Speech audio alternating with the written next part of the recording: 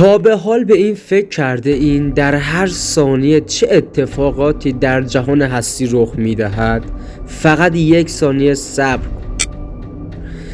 در این یک ثانیه بیش از 4 کودک به دنیا آمدند، 2 انسان جان باختند، 1388 نفر رابطه جنسی برقرار می‌کنند، قلب شما 70 میلی لیتر خون پمپاژ کرد، مغز شما 40 الی 50 بیت اطلاعات را مدیریت کرد، 86636 کیلوگرم غذا خورده شد، زمین بیش از 100 بار مورد اصابت صاعقه قرار گرفت، 4.8 تن از یخچال‌های قطب جنوب ذوب شد،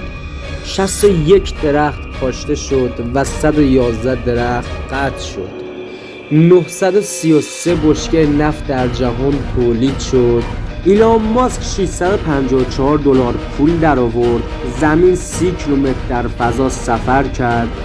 کهکشان راه شیری 1000 کیلومتر در گیتی سفر و 500 متر رشد کرد، 600 میلیون ستاره در گیتی شکل گرفت، 160 سیاهچاله بزرگ به دنیا آمدند، 1200 ستاره در مرحله ابرنواختر منفجر شدند و به پایان عمر خود رسیدند،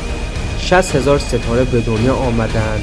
اندرومدا کهکشان همسایه ما 110 کیلومتر به ما نزدیکتر شد و جهان هستی 67.5 کیلومتر گسترش یافت. ما در خود یک معجزه زندگی می‌کنیم.